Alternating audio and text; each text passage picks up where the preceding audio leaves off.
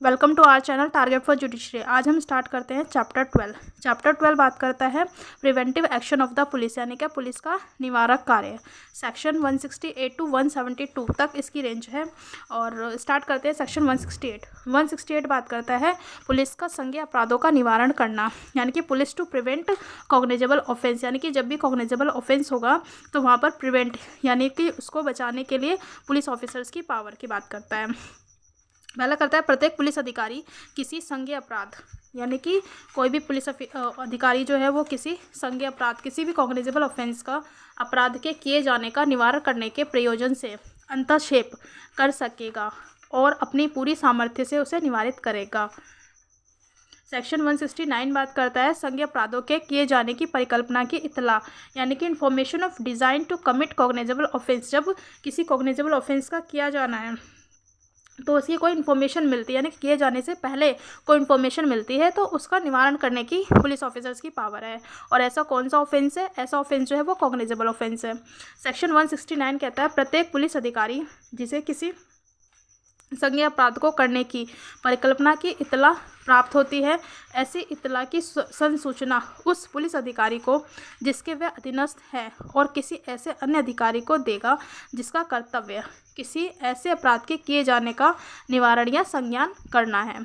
Section 170 बात करता है संज्ञेय अपराधों का किया जाना रोकने के लिए गिरफ्तारी, यानी कि कोई भी कॉग्निजेबल ऑफेंस किया जा रहा है तो उस समय किसी भी जो पुलिस अधिकारी है उसको अरेस्ट करने की पावर, ये बात करता है सेक्शन 170।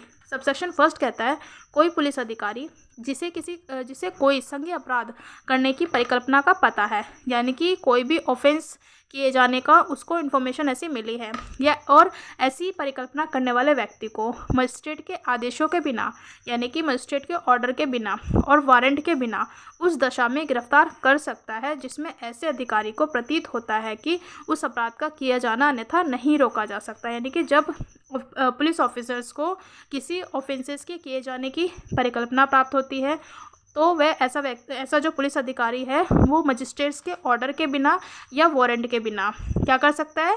ऐसे व्यक्ति की गिरफ्तारी कर सकता है। सबसेक्शन 2 कहता है कि उपधारा फर्स्ट के अधीन गिरफ्तार किए गए किसी व्यक्ति को उसकी गिरफ्तारी के समय से, यानी कि जब किसी व्यक्ति को, यानी कि जिसने कॉग्निजेबल ऑफेंस किए जाने की ऐसा इन्फॉर्मेशन मिला है पुलिस अधिकारी को, तब उसकी गिरफ्तारी की जा सकती है सबसेक्शन फर्स्ट में। और जब ऐसी गिरफ्तारी की जा रही है उसके गिरफ्तारी के 24 घंटे की अवधि से अधिक के लिए अभिरक्षा में उस दशा के सिवाय निरुद्ध नहीं रखा जाएगा, यानी कि सिर्फ 24 घंटे तक ही ऐसे जो व्यक्ति है उसको डिटेन किया जा सकता है, यानी कि निरुद्ध रखा जा सकता है, उससे अधिक नहीं रखा जा सकता है। और जिसमें उसका और आगे निरुद्ध रखा जाना इस संहिता के या तत्सम प्रवृत्त किसी अन्य विधि के किन्हीं अन्य बंदों के अधीन अपेक्षित या प्राधिकृत है, मतलब कि 24 घंटे तक ही उसको कस्टडी में रखा जाएगा। और यदि 24 घंटे से मतलब अभिरक्षा में उस दशा के सिवाय, यानी कि ऐसी कंडीशन के सिवाय डिटेन नहीं रखा जाएगा जिसमें उसका और आगे निरुद्ध रखा जाना इस संहिता के, यानी कि BNSS के या किसी अन्य विधि के अधीन जो है कि ऑथराइज है, तो ऐसी कंडीशन में उसको 24 घंटे से अधिक डिटेन नहीं किया जाएगा।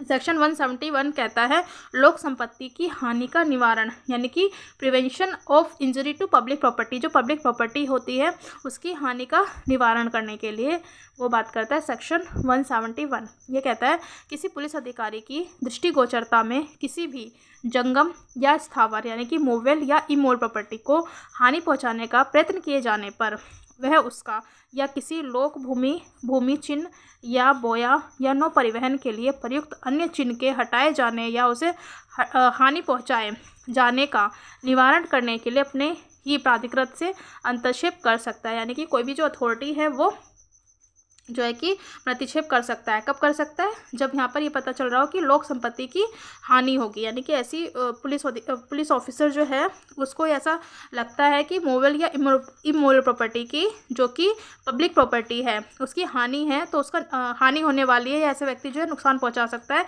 तब ऐसी हानि का निवारण करने की पुलिस अधिकारी को शक्ति होती है। वो सेक्शन 171 बात करता है। सेक्शन 172 कहता है व्यक्तियों का पुलिस के युक्तियुक्त निर्देशों के अनुरूप बाध्य होना, यानी कि जो भी व्यक्ति हैं उसका जो है पुलिस ने जो रीजनेबल डायरेक्शन देंगे लॉफुल जो डायरेक्शन देंगे उसके विरुद्ध जो है कि अनुरूप बाध्य होना, ये बात करता है सेक्शन 172। ये एक नई धारा है, यानी कि जो सीआरपीसी में नहीं था, वो एक नया सेक्शन जो है इंसर्ट किया गया है, सेक्शन 172। सबसेक्शन फर्स्ट कहता है सभी व्यक्ति इस अध्याय के अधीन उनके किसी कर्तव्य को पूरा करने में दिए गए पुलिस अधिकारी के युक्तियुक्त निर्देशों के अनुरूप बाध्य होगा। यानी कि सभी जो व्यक्ति, यानी कि ऑल जो पर्सन है, वो जो पुलिस अधिकारी ने कोई डायरेक्शन दिया है तो उनके डायरेक्शन के अधीन जो है कार्य करने के लिए बाध्य होंगे। सबसेक्शन 2 कहता है कोई पुलिस अधिकारी उपधारा फर्स्ट के अधीन उसके द्वारा दिए गए निर्देशों के अनुरूप किसी व्यक्ति को प्रतिरोध करने, इंकार करने, अवज्ञा करने या अवहेलना करने के लिए विरोध कर सकेगा। यानी कि जब सबसेक्शन फर्स्ट में कोई पुलिस अधिकारी ने कोई ऐसा डायरेक्शन दिया है, निर्देश दिया है, और उसके कर्तव्य को, मतलब जो व्यक्ति को ऐसी जो डायरेक्शन दिया गया है पुलिस अधिकारी के द्वारा, और ऐसा व्यक्ति जो है ऐसी डायरेक्शन को नहीं मान रहा है, तो पुलिस अधिकारी क्या कर सकता है, जो व्यक्ति है वो क्या कर रहा है, इनकार कर रहा है या अवज्ञा कर रहा है, तो फिर पुलिस अधिकारी जो है ऐसे व्यक्ति को डिटेन कर सकता है, यानी कि निरुद्ध कर सकता है या हटा सकेगा, और या तो ऐसे व्यक्ति को मजिस्ट्रेट के समक्ष ले जाया जाएगा।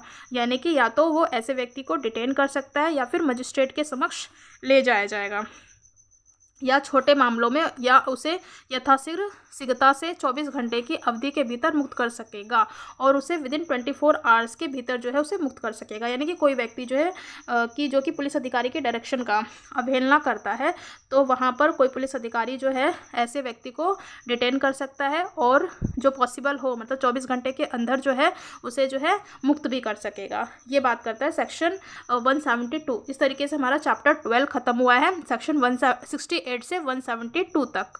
आपको अच्छा लगा हो please like, share and subscribe. Thank you.